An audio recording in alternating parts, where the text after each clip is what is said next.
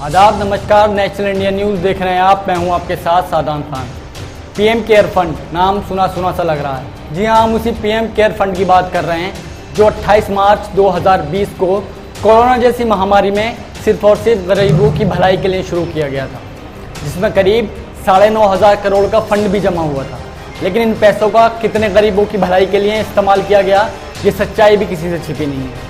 अगर ये पैसे सरकार ने इस्तेमाल में लिए हैं तो वो सिर्फ और सिर्फ अमीर को और अमीर बनाने के लिए। हालात ये हैं कि अगर आज पीएम केयर फंड का नाम बीजेपी नेताओं के सामने लेते हैं तो बीजेपी नेताओं के चेहरे ऐसे खिलते हैं मानो उन्हें पता नहीं क्या मिल गया हो। लेकिन अगर इन्हीं नेताओं से ये पूछ लिया जाए कि ये पैसा कितना, कब और कहां गरीबों के लिए इस्तेमाल हुआ, तो इन लोगों के पास एक ही जवाब होता है, हम रिकॉर्ड नहीं रखते। लेकिन एक बार फिर रिया, बिहार चुनाव, ड्रग्स जैसे मुद्दों के बीच पीएम केयर फंड फिर से चर्चा का विषय बन रहा है। दरअसल बैंक कर्मचारियों का पीएम केयर फंड में दान किए गए पैसे को सार्वजनिक कर दिया गया है।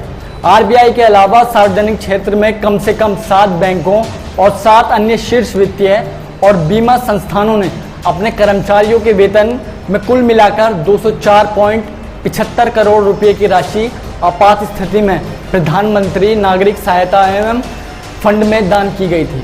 रिपोर्ट के अनुसार दस्तावेजों से पता चलता है कि भारतीय जीवन बीमा निगम, जनरल इंश्योरेंस कॉरपोरेशन इंडिया और नेशनल हाउसिंग बैंक ने कॉरपोरेट सोशल रेस्पॉन्सिबिलिटी प्रावधानों के तहत अलग से 144.5 करोड़ रुपये सिर्फ और सिर्फ इस पीएम केयर फंड में दान किए थे। लेकिन फंड का प्रबंध करने वाले प्रधानमंत्री कार्यालय ने प्राप्त सहायता राशि की जानकारी साझा करने से साफ इनकार कर दिया। उसका कहना है कि पीएम केयर फंड आरटीआई के तहत सार्वजनिक प्राधिकरण नहीं करता।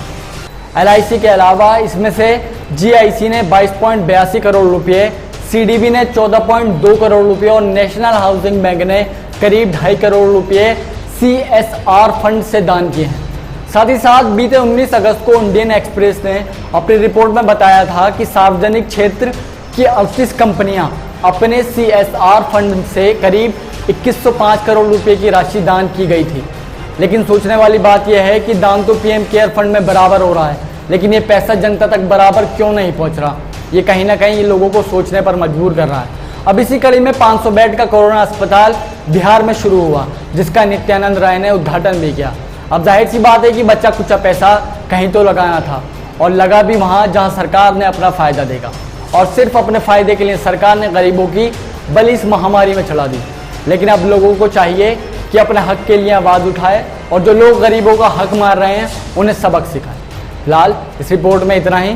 बाकी तमाम बड़ी खबरों के लिए आप देखते रहिए national India news. Please subscribe and don't forget to press the bell icon to get notified whenever we upload a new video.